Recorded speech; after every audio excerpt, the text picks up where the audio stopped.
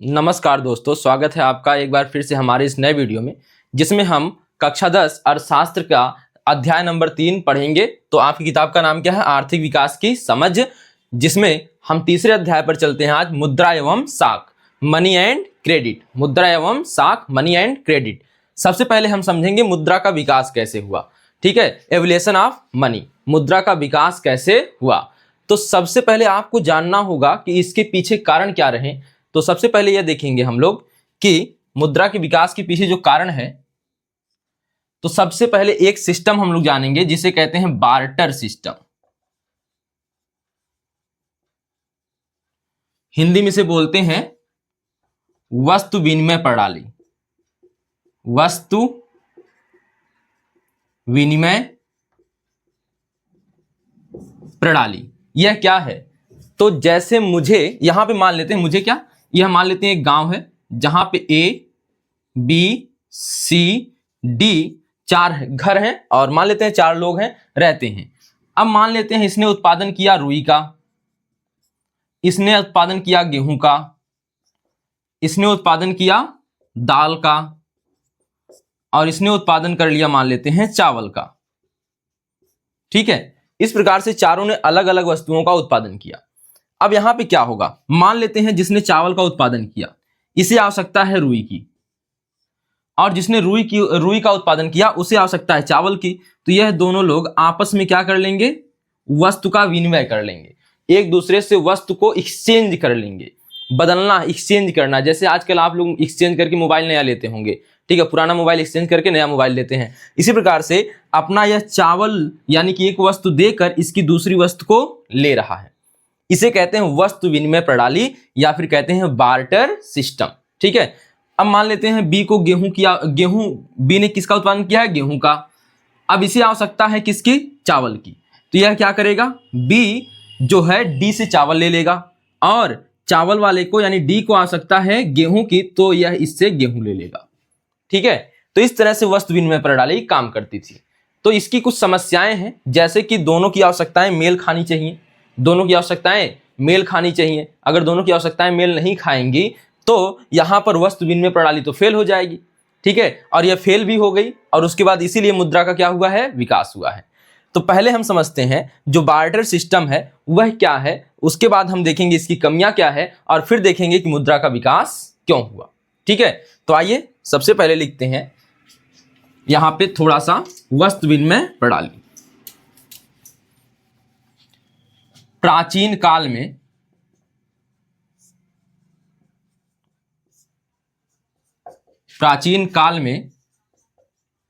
वस्तु विनिमय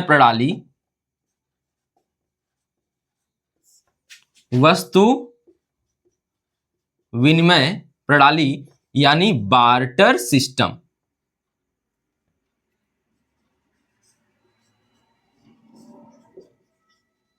वस्तु विनिमय प्रणाली द्वारा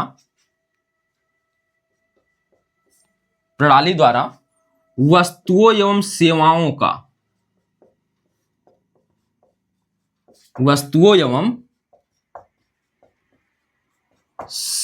का लेन देन किया जाता था।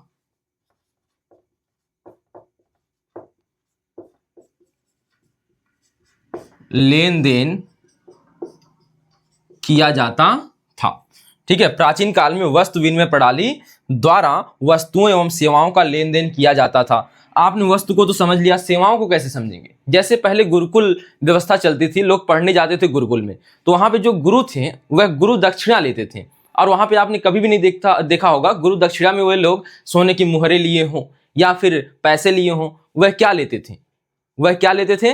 तो वे आप देखते थे कि वह जो शिष्य के साथ जो होता था, शिष्य जाता था उनके साथ, तो वह घर वालों से क्या लेते थे? गेहूं, चावल, आटा इस तरह से लेते थे। तो उनकी गुरु दक्षिणा वही हुआ करती थी। ठीक है, आज के कुछ लोग गुरुकुल जो चला रहे हैं उसमें पैसे लिए जाते हैं, तो इस तरह से आप देख सकते हैं कि वह गुरुकुल आज का जो है दिखावटी वाला वह नहीं, वहां पे जो गुरुकुल पहले का हुआ करता था तो वह है जो पहले का हुआ करता था। उसमें जो गुरु होते थे शिक्षा देते थे, और शिक्षा क्या है? सेवा है, और उसके बदले उनको गुरु दक्षिणा में जो भी आपके पास अन्न होता था तो वह उनको प्रदान करते थे। ठीक है, तो इस तरह से सेवाओं को भी हम कैसे लिए, सेवा को कैसे अपने पास लिए? तो वहां पर वस्तु देकर यहां पर क्या लागू हो गई, वस्तु विनिमय प्रणाली। तो इस तरह से हम देखते हैं वस्तु एवं सेवाओं का लेन देन प्राचीन काल में कैसे होता था, तो बार्टर सिस्टम द्वारा यानी वस्तु विनिमय प्रणाली द्वारा होता था।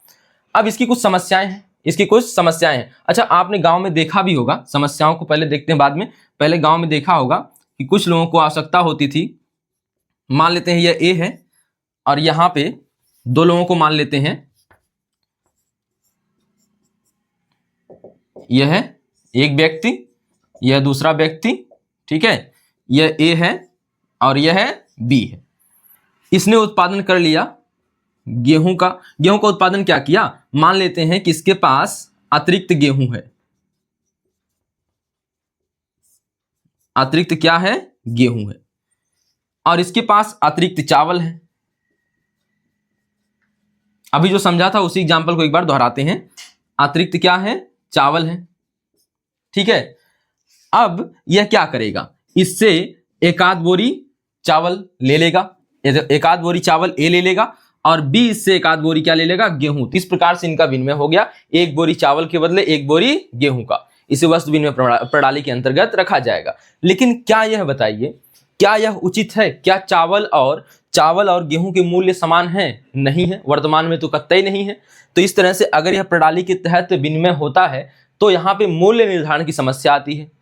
मूल्य निर्धारण की समस्या, क्या यह हो सकता है कि ए को चावल की आवश्यकता हो, मतलब ए को चावल की आवश्यकता हो, यहां पे देखिए हो सकता है ए को चावल ना चाहिए, दाल चाहिए, ए को आवश्यकता है दाल की, किसकी आवश्यकता है, दाल की। तो अब दाल के लिए यह कहां जाए, तो बी से मिलेगा नहीं, और बी को आवश्यकता है किसकी, गेहूं की। तो इसको तो गेहूं इसके पास अतिरिक्त है, यह तो बदल सकता था, यह है यानी ए के पास अतिरिक्त गेहूं है, लेकिन यह बदलने के लिए इसे चाहिए क्या, दाल चाहिए। क्या चाहिए इसे, दाल चाहिए। तो यह अब गेहूं वाला जो है चावल वाले से काहे बदलेगा, ठीक है। तो इसके पास जहां दाल मिलेगी, जहां दाल के परिवर्तन की क्षमता होगी, वहीं पर यह जाएगा, यानी जहां पे दाल मिलेगी वहीं से यह बदलाव करेगा, एक्सचेंज करेगा अपनी वस्तु को। अब बेचारा ना यहां पर परिवर्तन हो पाया, ना इसे गेहूं मिल पाया और ना इसे दाल मिल पा रही है, तो इस तरह से वस्तु विनिमय प्रणाली फेल हो जाती है, ठीक है। तो अब देखेंगे वस्तु विनिमय प्रणाली की समस्याएं क्या है। तो पहली बात, दोहरी आवश्यकता का संयोग होना चाहिए, यानी दोनों की जो आवश्यकताएं हैं एक दूसरे से मेल खानी चाहिए, यानी ए की आवश्यकता बी से मेल खानी चाहिए, बी की आवश्यकता ए से मेल खानी चाहिए। यानी कि इसके पास गेहूं है तो बी को गेहूं की आवश्यकता होनी चाहिए, और बी के पास चावल है तो ए को चावल की आवश्यकता होनी चाहिए, ठीक है। तो यहां पे देखेंगे तो आवश्यकता जो है संयोग, दोहरी आवश्यकता का संयोग होना चाहिए। दूसरा, मूल्य निर्धारण की समस्या, जो कि हमने अभी देखा कि एक बोरी गेहूं के बदले एक बोरी चावल, ठीक है। तो आइए समझते हैं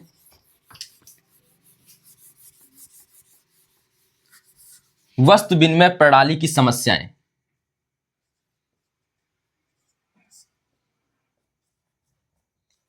वस्तु विनिमय प्रणाली की समस्याएं।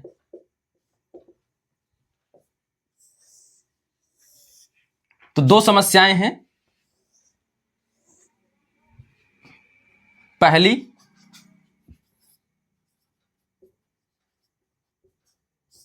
दोहरी आवश्यकता का संयोग,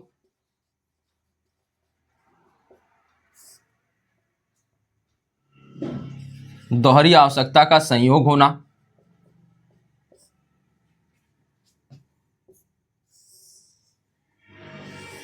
दूसरी है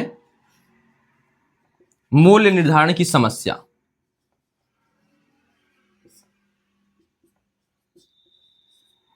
या मूल्य निर्धारण में कठिनाई।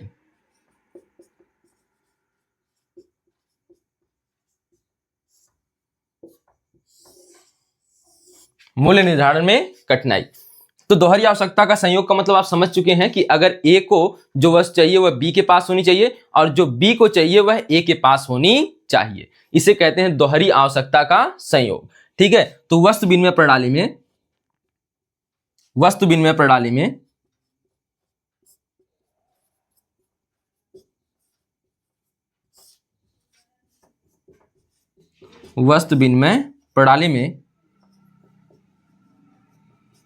दोहरी आवश्यकता का संयोग होना आवश्यक है। दोहरी आवश्यकता का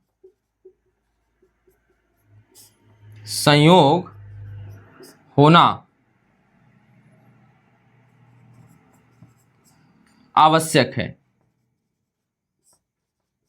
ठीक है, या लिख सकते हैं दोनों पक्षों की आवश्यकताओं की मेल, जो दोनों पक्षों की जो जरूरतें हैं वह मेल खानी चाहिए। आप ये लिख लीजिए, दोनों पक्षों की जरूरतें मेल खानी चाहिए।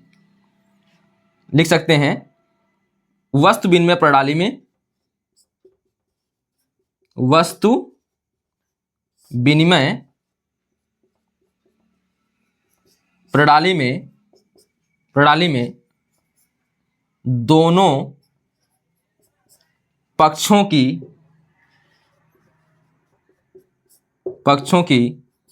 जरूरतें मेल खानी चाहिए।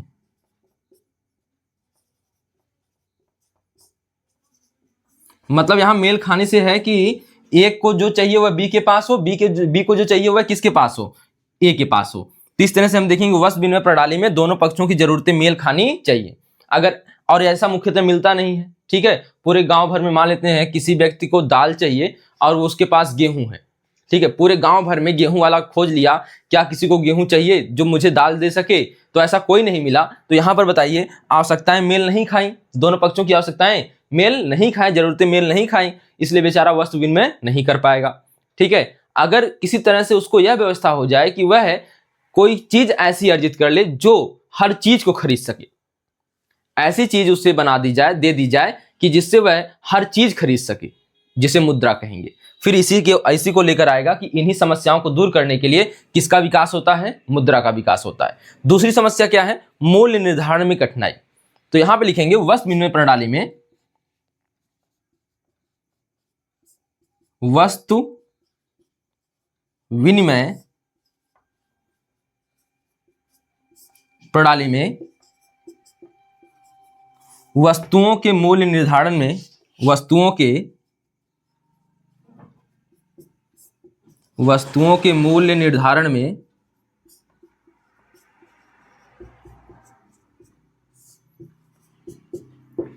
में कठिनाई आती है।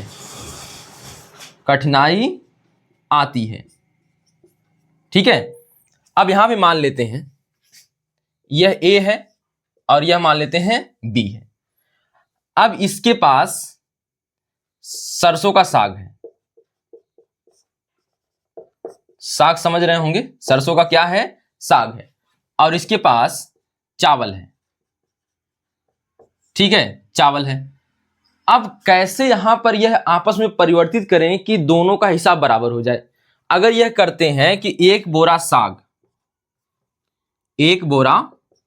साग देकर यह इससे एक बोरा चावल ले ले, तो यह तो तर्क संगत होगा नहीं, क्योंकि एक बोरे में साग कितना आएगा, कुछ किलो आएंगे, 10 किलो आएगा, और एक बोरा ले लेंगे चावल तो ये लगभग कितना आ जाएगा, 50 किलो आ जाएगा।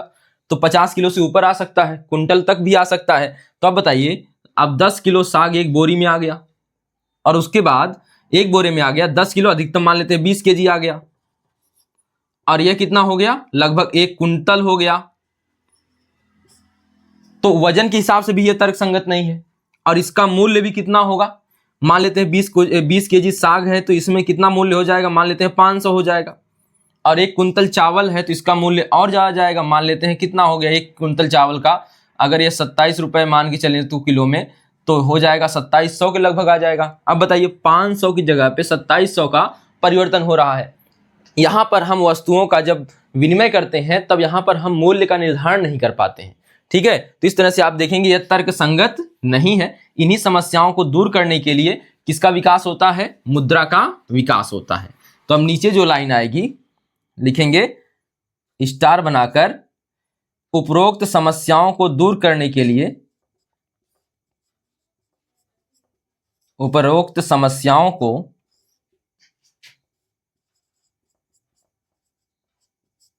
दूर करने के लिए मुद्रा का विकास हुआ, मुद्रा का विकास हुआ। ये, ठीक है। तो फिर से एक बार देख लीजिए क्या क्या समझना है।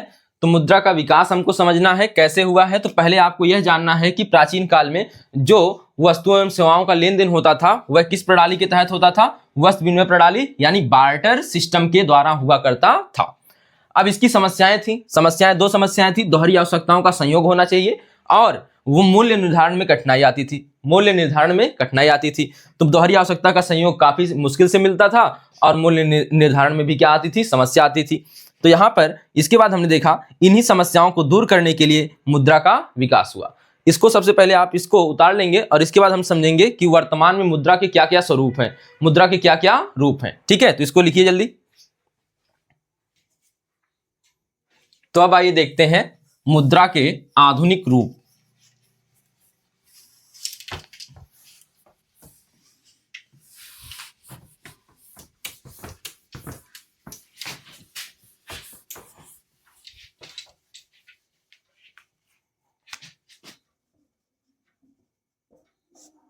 मुद्रा के आधुनिक रूप।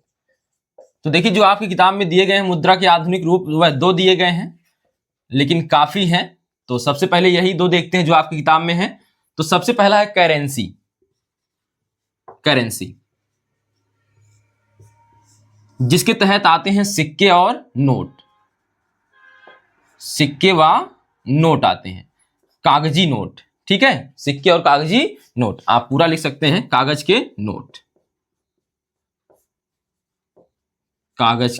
नोट, ठीक है। और यहां पे दूसरा जो दिया है आपकी किताब में वह है बैंक में निक्षेप या बैंक में जमा, बैंक में निक्षेप या इसे कहते हैं बैंक में जमा। तो आप निक्षेप आप लिख करके लिख लीजिए जमा।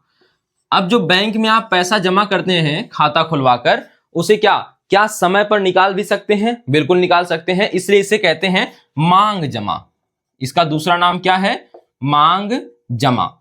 इसका मतलब है कि इसे जब चाहे आप आवश्यकता अनुसार निकाल सकते हैं, इसलिए इसको क्या कहा जाता है? मांग जमा कहा जाता है। तो सबसे पहले हम समझते हैं करेंसी, ठीक है। करेंसी समझते हैं, तो आपकी हेडिंग होगी करेंसी। तो देखिए क्या है, करेंसी सिक्के व कागज के नोट है। तो करेंसी में कौन कौन शामिल है? सिक्के व कागज के नोट को करेंसी कहा जाता है। देखिए सिक्कों व कागज के नोटों को करेंसी कहा जाता है,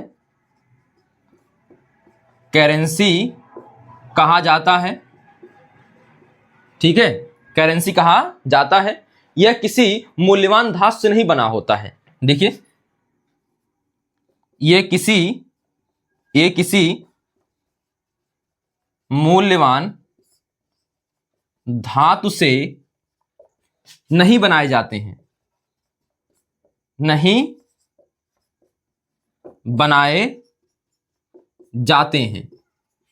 यह किसी मूल्यवान धातु से नहीं बनाए जाते हैं, बल्कि इसे सरकार की गारंटी पर स्वीकार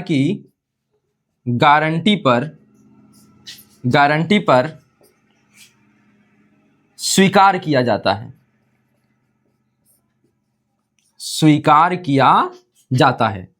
जैसे आपने देखा होगा नोट पर लिखा होता है मैं धारक को 10 रुपए देने अदा करता हूं, मैं धारक को 10 रुपए अदा करता हूं। और कहीं पर भी जाएंगे जो भारत सरकार ने नोट आपके लिए प्रस्तुत किया है वह कोई भी अस्वीकार नहीं कर सकता, तो स्वीकार किया जाता है।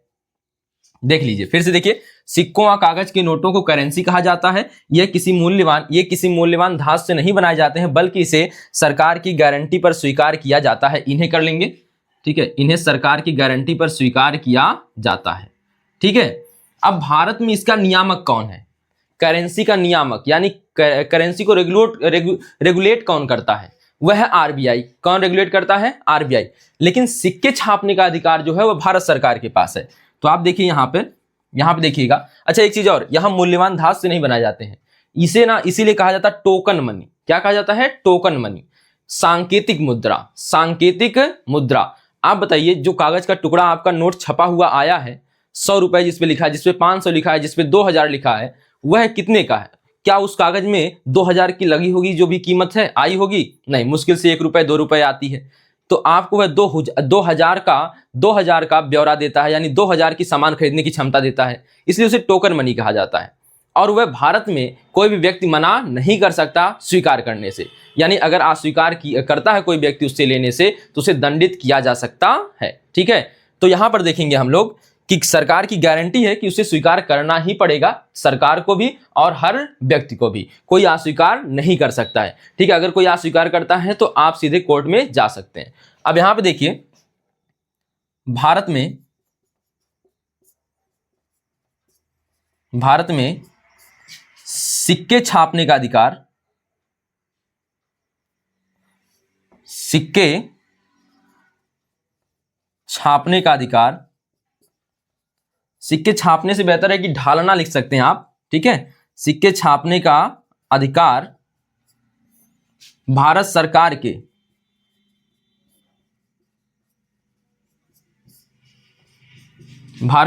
के वित्त मंत्रालय को है, वित्त मंत्रालय को है।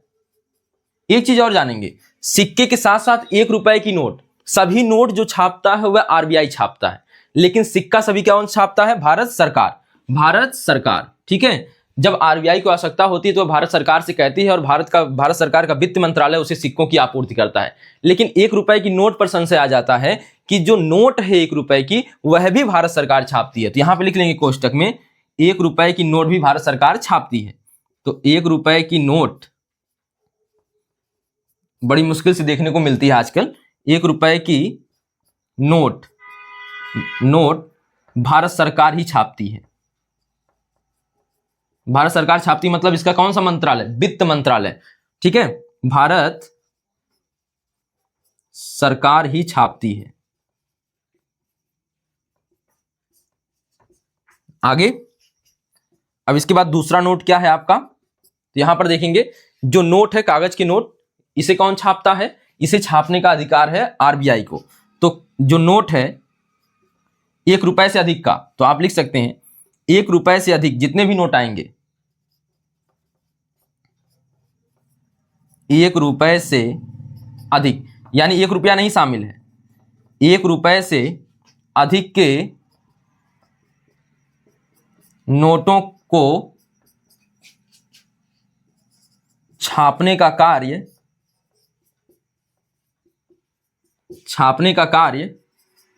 आरबीआई करता है। आरबीआई करता है। देखिए जो भारत सरकार का बैंक है उसे आरबीआई कहते हैं, reserve bank of India. Reserve bank of India,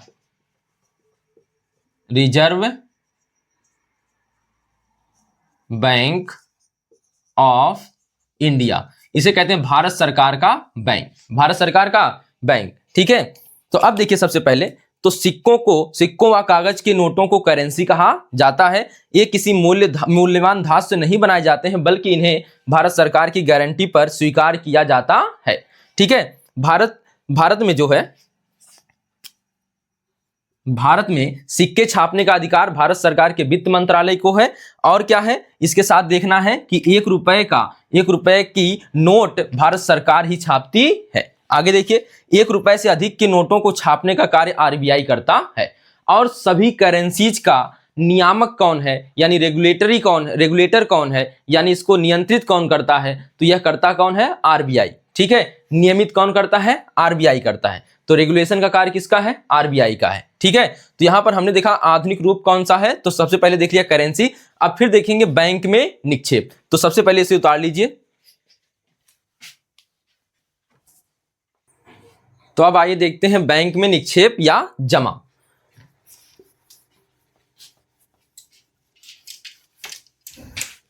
तो करेंसी आपने देख लिया, सिक्कों और नोटों को, कागजी नोटों को क्या कहा जाता है? तो यहां कहा जाता है करेंसी। और उसके बाद हमने देख लिया कि भारत में सिक्के जारी करने का अधिकार जो है भारत सरकार के पास है, और नोट जारी करने का अधिकार किसके पास है? आरबीआई के पास है। और 1 रुपए का नोट जारी करने का अधिकार भारत सरकार के पास है। तो अब आइए देखते हैं बैंक में निक्षेप। बैंक में निक्षेप,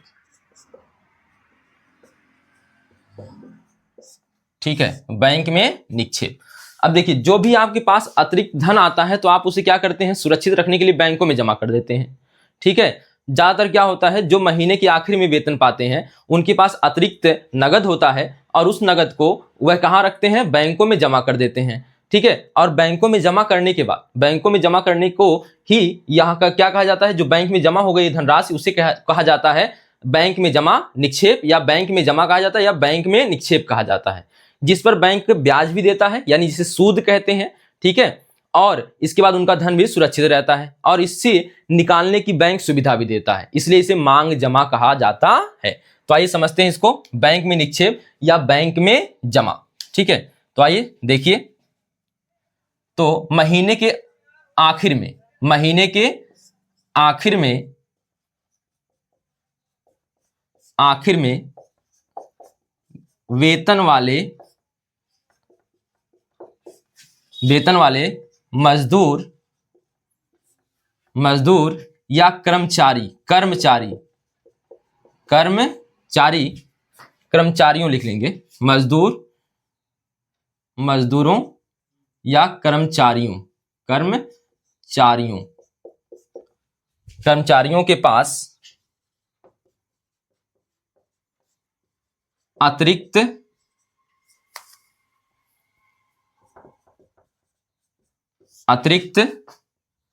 नकद होता है।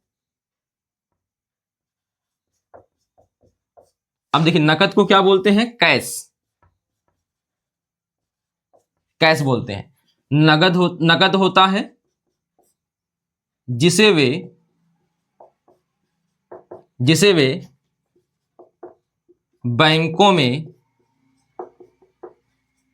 अपने नाम से खाता खुलवाकर, बैंकों में अपने नाम से खाता खुलवाकर जमा कर देते हैं, इसे ही बैंक में निक्षेप कहा जाता है। कर देते हैं, इसे ही बैंक में निक्षेप, या कोष्टक में लिख सकते हैं जमा, कहा जाता है,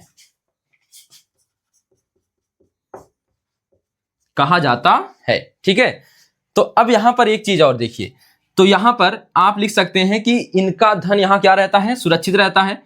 तो यह धन, यह जमा बैंकों में सुरक्षित रहता है, तथा साथ ही साथ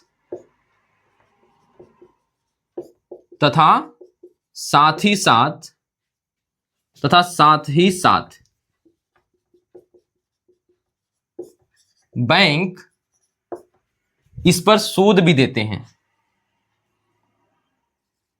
बैंक इस पर सूद या ब्याज, सूद, या लिख सकते हैं कोष्टक में ब्याज,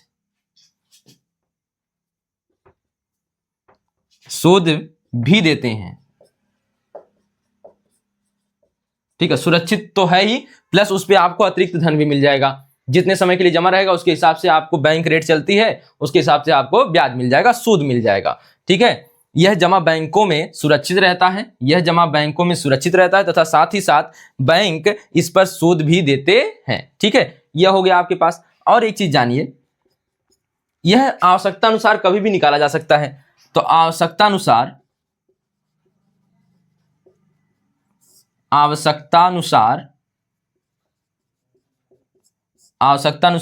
इसे कभी भी निकाला जा सकता है। निकाला जा सकता है, जिसके कारण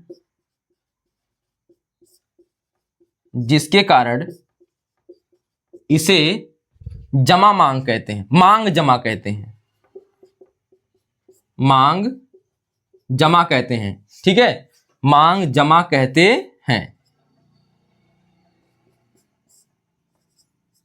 डिमांड डिपॉजिट कहते हैं। ठीक है, और इससे आप देखिए बैंक एक प्रकार की और सुविधा प्रदान करता है मांग जमा पर, क्या? चेक की सुविधा। ठीक है, तो मांग जमा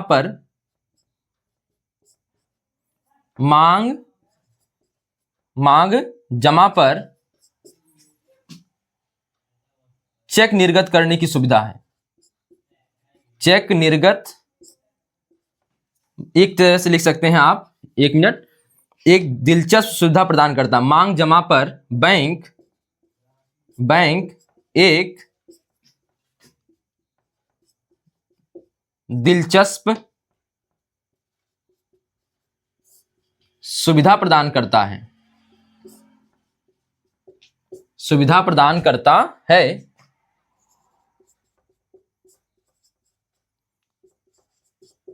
जिसे चेक कहते हैं।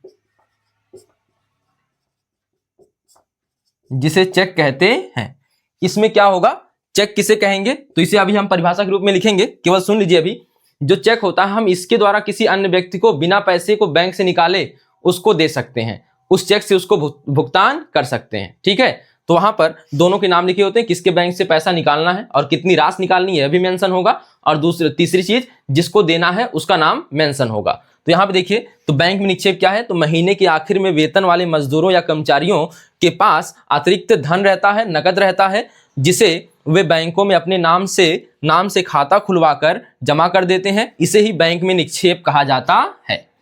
ठीक है, तो अब देखिए, यह जमा बैंकों में सुरक्षित रहता है तथा साथ ही साथ बैंक इस पर सूद भी देते हैं। आवश्यकता अनुसार इसे कभी भी निकाला जा सकता है, जिसके कारण इसे मांग जमा कहते हैं, यानी डिमांड डिपॉजिट कहते हैं। मांग जमा पर बैंक एक दिलचस्प सुविधा प्रदान करता है, जिसे चेक कहते हैं। जिसे क्या कहते हैं? चेक कहते हैं। चेक के बारे में लिखेंगे, सबसे पहले आप इसे उतार लीजिए।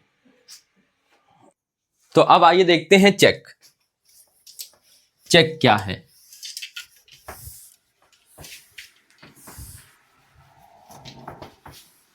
देखिए,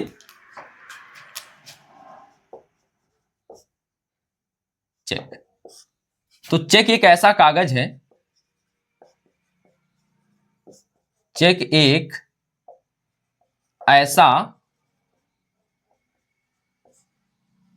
कागज है। तो ऐसा आप ऐसा ही लिखेंगे, ऐसा मत लिख दीजिएगा। ठीक है, यहां पे एक ही पाई होती है। ठीक, ऐसा कागज है जो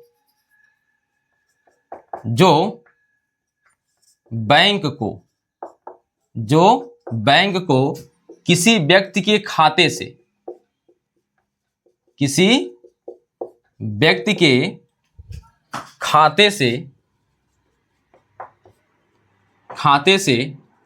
चेक पर लिखे नाम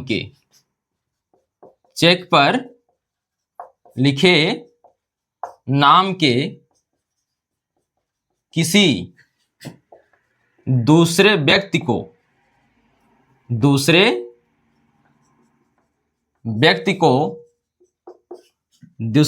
को एक निश्चित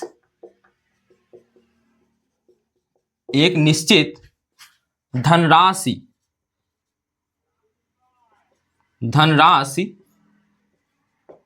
देने का आदेश देता है। देखिए, तो चेक एक ऐसा कागज है, चेक मान लेते हैं दो व्यक्ति हैं, ए और बी। तो आप लोग जानते हैं। तो देखिए, ए और बी, मान लेते हैं इस व्यक्ति ने चेक दिया बी को। तो ठीक है, इस व्यक्ति ने चेक दिया बी को, तो ए के खाते से यह व्यक्ति जब बैंक के पास जाएगा, यह मान लेते हैं यहां बैंक है। ठीक है, तो इसने चेक दिया है किसे? बी को। तो बी कहां गया? बैंक के पास। तो बैंक जितना चेक पर लिखा रहेगा उतनी धनराशि इस व्यक्ति को देगा। किसके खाते से? ए के खाते से। ठीक है। तो यहाँ पे देखिए, चेक एक ऐसा कागज होता है, चेक एक ऐसा कागज है जो बैंक को किसी व्यक्ति के खाते से चेक पर लिखे नाम के किसी दूसरे व्यक्ति को एक निश्चित धनराशि देने का आदेश देता है। ठीक है। अब यहाँ पे एक चीज और जानिए, तो यह हो गया चेक। अब इसके बाद अब हमें पढ़ना साख के बारे में। तो साख से पहले अन्य रूप देख लीजिए, मुद्रा के अन्य रूप, जिसे पढ़ना नहीं है आप लोगों को, लेकिन जान लीजिए, मुद्रा के अन्य आधुनिक रूप, अन्य आधुनिक रूप कौन कौन से हैं आजकल आप लोग सबसे पहले जान लेंगे। प्लास्टिक मनी, प्लास्टिक मनी जिसे आप कहते हैं credit card, debit card, credit card, और क्या है, डेबिट कार्ड। यह क्या हो गया, प्लास्टिक मनी। दूसरा क्या है, दूसरा क्या है, तो आप लिख सकते हैं यूपीआई। क्या लिख सकते हैं, यूपीआई। फिर क्या लिख सकते हैं, नेट बैंकिंग। यह सभी भी तो मुद्रा के नए रूप हैं। यूपीआई क्या है, यूनिफाइड पेमेंट इंटरफेस। ठीक है। तो यूपीआई से पेमेंट किया जा सकता है, नेट बैंकिंग से किया जा सकता है। यह भी मुद्रा के क्या है, नए नए रूप हैं। आजकल एक और चला है आभासी मुद्रा, आभासी मुद्रा, आभासी मुद्रा, जिसमें क्या रख सकते हैं, क्रिप्टो करेंसी, क्रिप्टो करेंसी। तो यह भी आधुनिक मुद्रा के क्या हैं, रूप हैं। इस तरह से आप देख सकते हैं। तो यह वाला याद करने की जरूरत नहीं है, यह पूछा नहीं जाएगा। बाकी आपका जो पूछा जाने वाला है वह ऊपर था, जो अभी आपने पढ़ा। तो इस वीडियो में आपने क्या क्या पढ़ा है, सबसे पहले पढ़ा मुद्रा का विकास कैसे हुआ। मुद्रा का विकास कैसे हुआ, तो सबसे पहले प्राचीन काल में जो प्रचलित प्रणाली थी वस्तुओं को लेन देन करने की, सेवाओं को लेन देन करने की, क्या थी, वस्तु विनिमय प्रणाली। उसकी दो कमियां थी। ठीक है, दोनों पक्षों की आवश्यकताओं को मेल खाना चाहिए, जो कि सामान्यतः नहीं हो पाता था। दूसरी समस्या क्या थी कि जो उनकी दूसरी समस्या जो आपके सामने नजर आती है कि जो मूल्य का निर्धारण था, मूल्य का निर्धारण नहीं हो पाता था। ठीक है। इसके बाद आपने देखा कि उसको दूर करने के लिए मुद्रा का विकास हुआ। ठीक, मुद्रा का विकास जो धीरे धीरे क्रमशः कई कालों में हुआ है, जो हम वर्तमान काल का पढ़ना है हमें। ठीक है, हमें यह नहीं देखना है कि सोने के सिक्के बने, तांबे के सिक्के बने, प्राचीन काल में तो ऐसे ही बने, चमड़े के सिक्के बने, उसके बाद शीशे के सिक्के बने। फिर आता है मुद्रा का विकास जो आधुनिक काल में देखने को मिलता है, करेंसी, जिसमें सिक्के शामिल होते हैं और कौन, कागज के नोट, जो कि कोई मूल्यवान धातु नहीं है, जो कि कोई मूल्यवान धातु से नहीं बने होते हैं ये सब, बल्कि सरकार की गारंटी पर इसे स्वीकार किया जाता है। ठीक है। इसके बाद आपने देखा कि भारत में जो सिक्के जारी करने का अधिकार है और 1 रुपए का नोट जारी करने का अधिकार है, वह किसके पास है, भारत सरकार के पास है। भारत सरकार का कौन सा मंत्रालय, वित्त मंत्रालय। इसके बाद हमने जो देखा कि जो नोट है, जो कागज की नोट है, यानी 1 रुपए से अधिक की, उसे कौन जारी करता है, उसे जारी करता है आपका आरबीआई। तो भारत में जो करेंसी है, इसका नियामक कौन है, इसका नियामक है RBI, reserve bank of India. ठीक है। और इसके बाद आपने देखा कि बैंक में निक्षेप, तो जिनके पास अतिरिक्त धन आता है वह बैंकों में जमा कर देते हैं, जिसे क्या कहा जाता है, बैंक में निक्षेप कहा जाता है। और बैंक क्या करता है, इस पर व्यक्तियों को, जो उनके ग्राहक है बैंक में जो खाता खुलवाए हुए हैं, इस धन पर ब्याज देता है, सूद देता है और सुरक्षित भी रखता है। इसके बाद क्या देखते हैं कि बैंक उन्हीं जमा राशि पर आपको चेक निकालने की सुविधा देता है। तो चेक क्या होता है, तो यहां पर लिखा हुआ है, आप इसे नोट कर लेंगे। ठीक है। और मुद्रा के अनुरूप यहां पर देख सकते हैं, plastic money, UPI, net banking, आभासी मुद्रा और भी हैं, तो आप इतना जानते रहिए। ठीक है। तो यहां इस वीडियो में हमने कवर कर लिया चेक, और इसके बाद हम देखेंगे, मतलब मुद्रा शामिल कर लिया। इसके बाद हम अगले वीडियो में देखेंगे साख क्या होती है, क्रेडिट क्या होती है। तो मिलते हैं फिर अगले वीडियो में। धन्यवाद।